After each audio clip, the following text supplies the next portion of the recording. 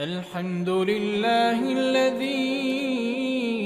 أنزل على عبده الكتاب ولم يجعل له عوجا قيما لينذر بأسا شديدا من لدنه ويبشر المؤمنين الذين يعملون الصالحات أن لهم أجرا حسنا ماكثين فيه أبدا وينذر الذين قالوا اتخذ الله ولدا ما لهم به من علم ولا لآبائهم كبرت كلمة تخرج من أفواههم إن يقولون إلا كذبا فلعلك باخع نفسك على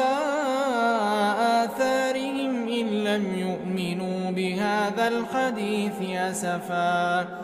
إنا جعلنا ما على الأرض زينة لها لنبلوهم أيهم أحسن عملا وإنا لجاعلون ما عليها صعيدا جرزا أم حسبت أن أصحاب الكهف والرقيم كانوا من آياتنا عجبا إذ أوى الفتية إلى الكهف فقالوا ربنا آتنا من لدنك رحمة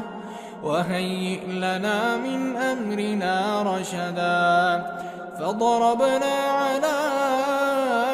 آذانهم في الكهف سنين عددا ثم بعثناهم لنعلم أي الحزبين أحصى لما لبثوا أمدا نحن نقص عليك نبأهم بالحق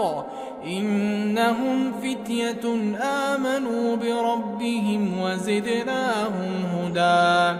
وربطنا على قلوبهم إذ قاموا فقالوا ربنا رب السماوات والأرض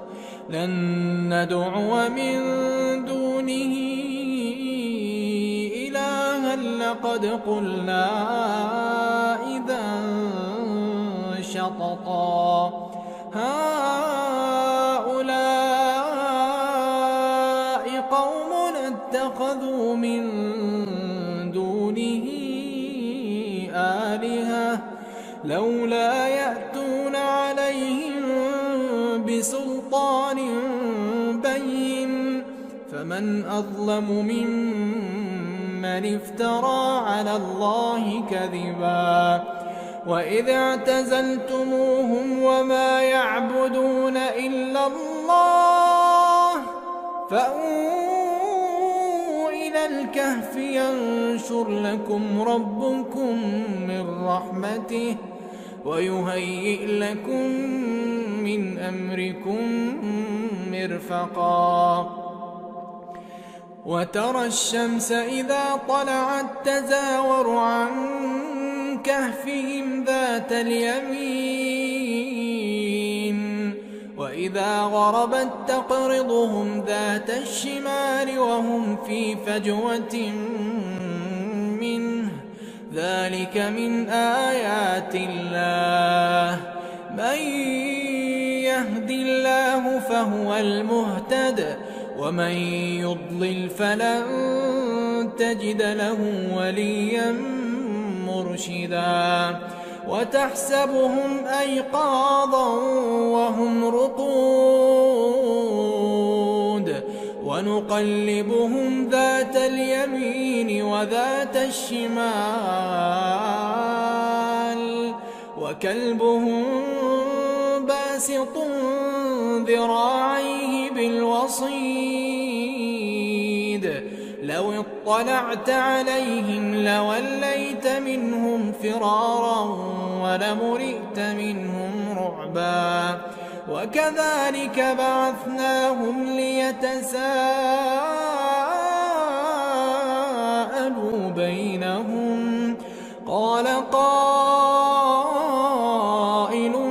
منهم كم لبثتم؟ قالوا لبثنا يوما أو بعض يوم. قالوا ربكم أعلم بما لبثتم فابعثوا أحدكم بورقكم هذه إلى المدينة فلينظر أيها أزكى طعاما فليأتكم برزق منه وليتلطف ولا يشعرن بكم أحدا. إنهم إن يظهروا عليكم يرجموكم أو يعيدوكم في ملتهم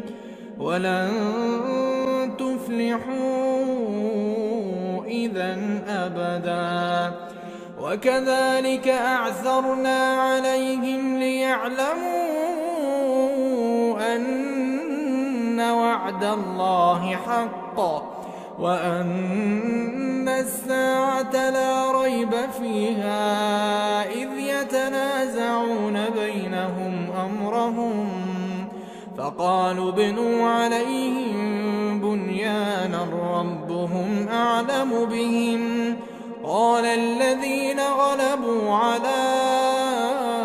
أمرهم لنتخذن عليهم مسجدا. سيقولون ثلاثة رابعهم كلبهم ويقولون خمسة سادسهم كلبهم رجما بالغيب ويقولون سبعة وثامنهم كلبهم قل ربي أعلم بعدتهم ما يعلمهم إلا قليل فلا تمار فيهم إلا مراء ظاهرا ولا تستفت فيهم منهم أحدا. ولا تقولن لشيء إني فاعل ذلك غدا إلا أن يشاء الله. واذكر ربك إذا نسيت وقل عسى أن يهديني ربي لأقرب من هذا رشدا. ولبثوا في كهفهم 300 سنين وازدادوا 9 قل الله أعلم بما لبثوا له غيب السماوات والأرض أبصر به وأسمع ما لهم من دونه من ولي ولا يشرك في حكمه أحدا. واتل ما أوحي إليك من كتاب ربك لا مبدل لكلماته ولن تجد من دونه ملتحدا. واصبر نفسك مع الذين يدعون ربهم بالغداة والعشي يريدون وجهه ولا تعد عيناك عنهم تريد زينة الحياة الدنيا ولا تطع من أغفلنا قلبه عن ذكرنا واتبع هواه وكان أمره فرطا. وقل الحق من ربكم فمن شاء فليؤمن ومن شاء فليكفر. إنا أعتدنا للظالمين نارا أحاط بهم سرادقها وإن يستغيثوا يغاثوا بماء كالمهل يشوي الوجوه بئس الشراب وساءت مرتفقا. إن الذين آمنوا وعملوا الصالحات إنا لا نضيع أجر من أحسن عملا أولئك لهم جنات عدن تجري من تحتهم الأنهار يحلون فيها من أساور من ذهب ويلبسون ثيابا خضرا من سندس واستبرق متكئين فيها على الأرائك نعم الثواب وحسنت مرتفقا واضرب لهم مثلا الرجلين جعلنا لأحدهما جنتين من أعناب وحففناهما بنخل وجعلنا بينهما زرعا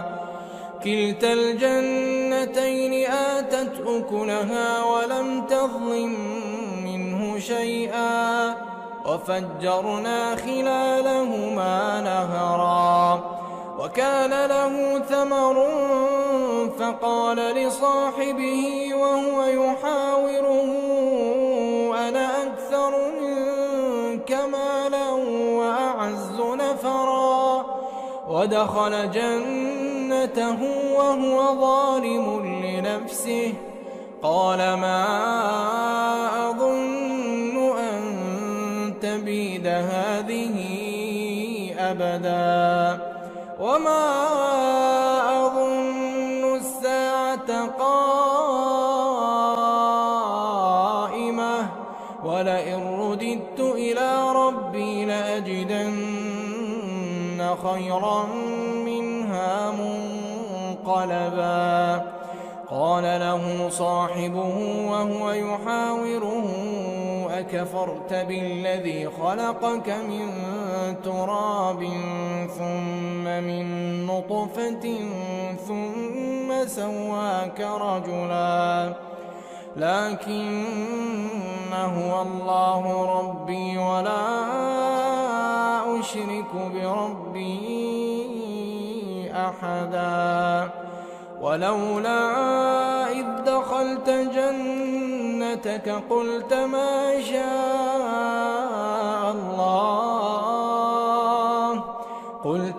شاء الله لا قوة إلا بالله إن ترني أنا أقل منك مالا وولدا فعسى ربي أن يؤتيني خيرا من جنتك ويرسل عليها حسبانا من السماء فتصبح صعيدا زلقا أو يصبح ماؤها غورا فلن تستطيع له طلبا وأحيط بثمره فأصبح يقلب كفيه على ما أنفق فيها وهي خاوية على عروشها ويقول يا ليتني لم أشرك بربي أحدا ولم تكن له فئة ينصرونه من دون الله وما كان منتصرا هنالك الولاية لله الحق هو خير ثوابا وخير عقبا واضرب لهم مثل الحياة الدنيا كماء إن أنزلناه من السماء فاختلط به نبات الأرض فأصبح هشيما تذروه الرياح وكان الله على كل شيء مقتدرا المال والبنون زينة الحياة الدنيا والباقيات الصالحات خير عند ربك ثوابا وخير أملا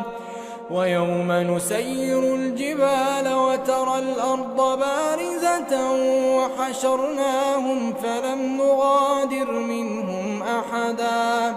وعرضوا على ربك صفا لقد جئتمونا كما خلقناكم أول مرة بل زعمتم أن لن نجعل لكم موعدا ووضع الكتاب فترى المجرمين مشفقين مما فيه ويقولون يا ويلتنا ما لهذا الكتاب لا يغادر صغيرة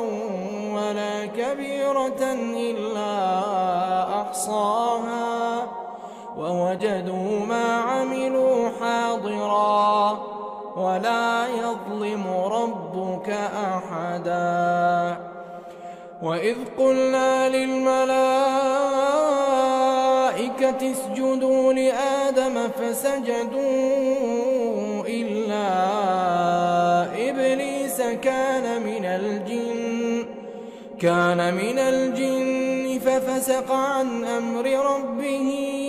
أفتتخذونه وذريته أولياء من دوني وهم لكم عدو بئس للظالمين بدلا ما أشهدتهم خلق السماوات والأرض ولا خلق أنفسهم وما كنت متخذ المضلين عضدا ويوم يقول نادوا شركائي الذين زعمتم فدعوهم فلم يستجيبوا لهم وجعلنا بينهم موبقا ورأى المجرمون النار فظنوا أنهم مواقعوها ولم يجدوا عنها مصرفا ولقد صرفنا في هذا القرآن للناس من كل مثل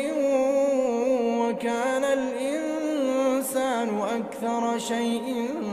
جدلا وما منع الناس أن يؤمنوا إذ جاءهم الهدى ويستغفروا ربهم إلا أن تأتيهم سنة الأولين أو يأتيهم العذاب قبلا وما نرسل المرسلين إلا مبشرين ومنذرين ويجادل الذين كفروا بالباطل ليدحضوا به الحق واتخذوا آياتي وما أنذروا هزوا ومن أظلم ممن ذكر بآيات ربه فأعرض عنها ونسي ما قدمت يداه إنا جعلنا على قلوبهم أكنة أن يفقهوه وفي آذانهم وقرا وإن تدعهم إلى الهدى فلن يهتدوا إذا أبدا وربك الغفور ذو الرحمة لو يؤاخذهم بما كسبوا لعجل لهم العذاب بل لهم موعد لن يجدوا من دونه موئلا وتلك القرى أهلكناهم لما ظلموا وجعلنا لمهلكهم موعدا وإذ قال موسى لفتاه لا أبرح حتى أبلغ مجمع البحرين أو أمضي حقبا فلما بلغا مجمع بينهما نسيا حوتهما فاتخذ سبيله في البحر سربا فلما جاوزا قال لفتاه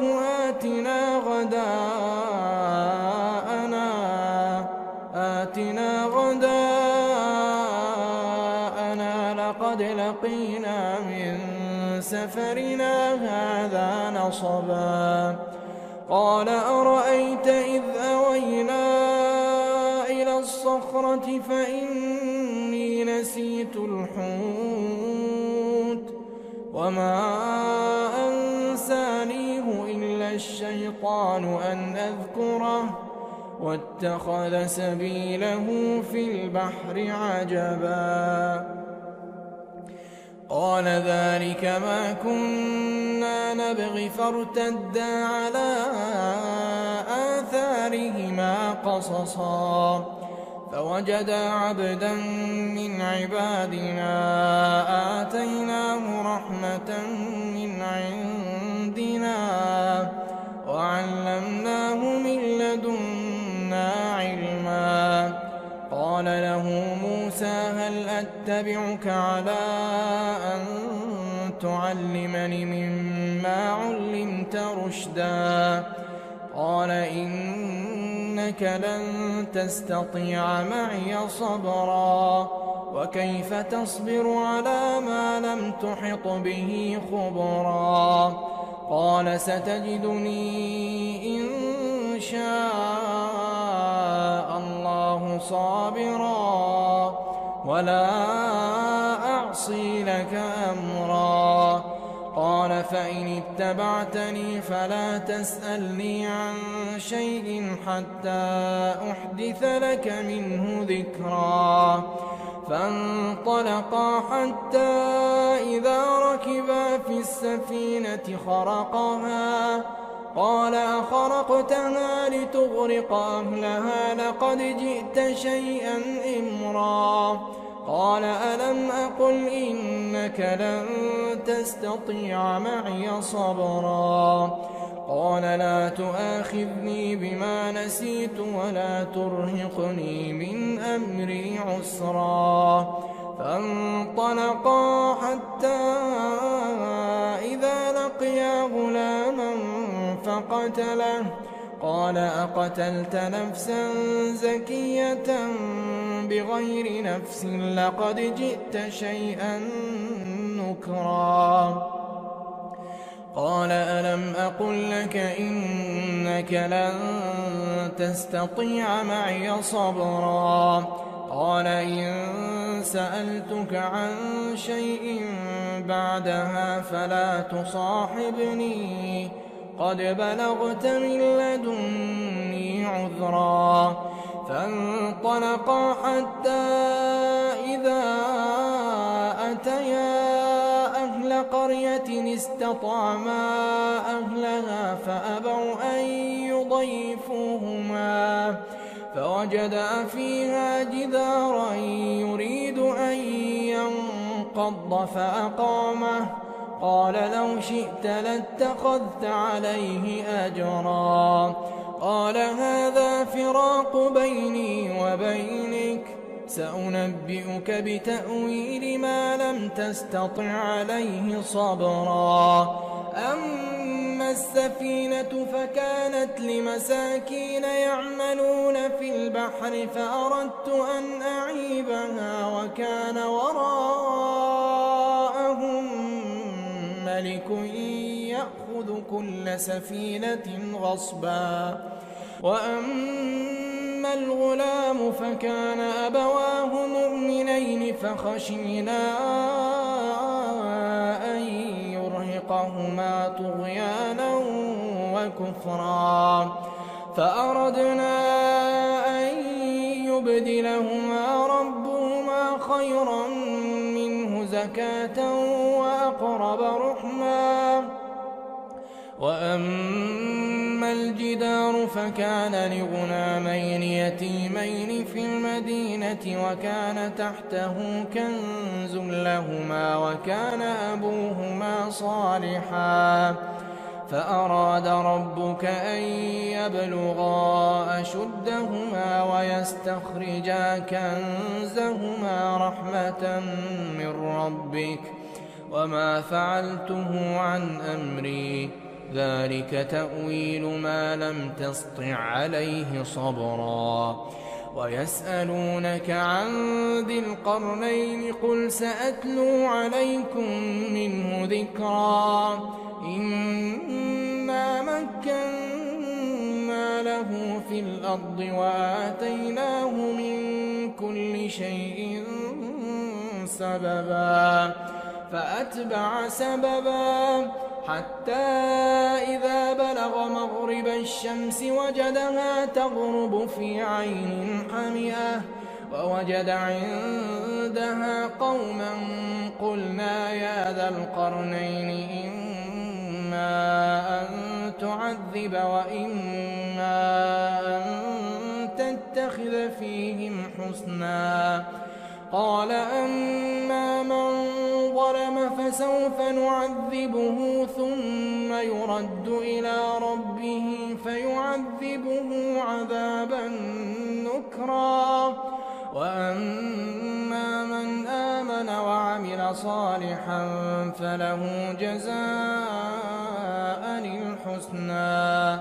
وسنقول له من أمرنا يسرا ثم أتبع سببا حتى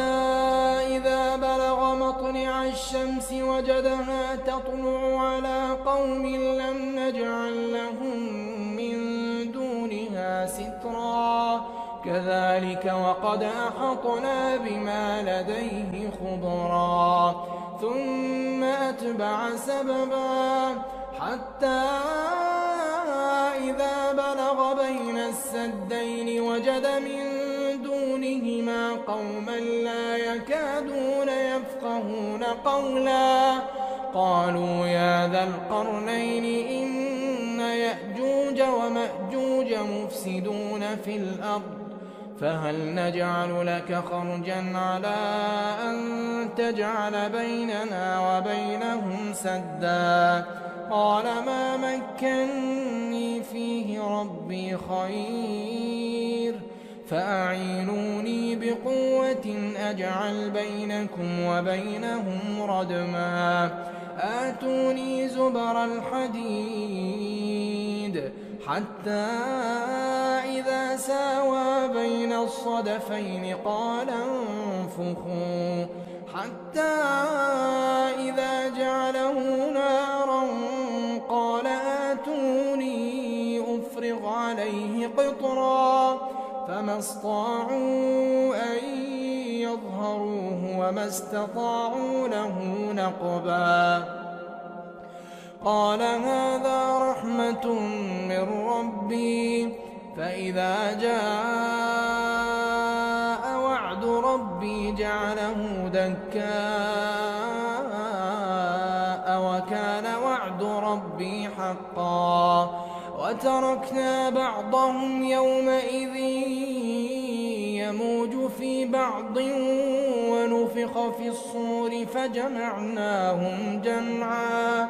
وعرضنا جهنم يومئذ للكافرين عرضا الذين كانت أعينهم في غطاء عن ذكري وكانوا لا يستطيعون سمعا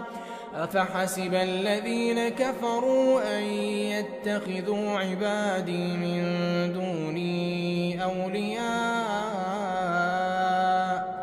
إنا أعتدنا جهنم للكافرين نزلا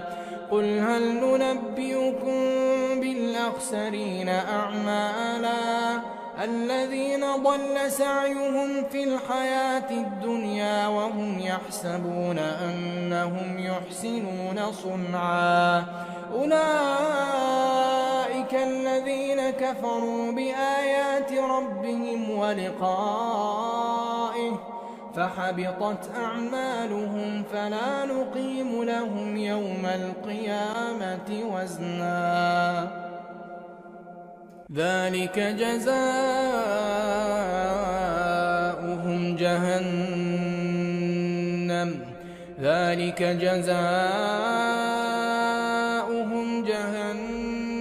بما كفروا واتخذوا آياتي ورسلي هزوا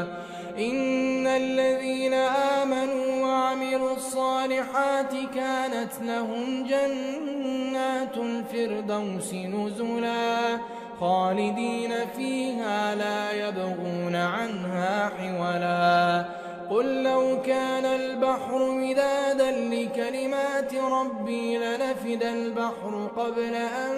تنفد كلمات ربي ولو جئنا بمثله مددا قل إنما أنا بشر مثلكم يوحى إلي أنما إلهكم إله واحد فمن كان يرجو لقاء ربه فليعمل عملا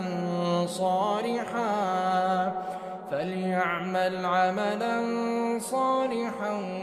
ولا يشرك بعبادة ربه أحدا.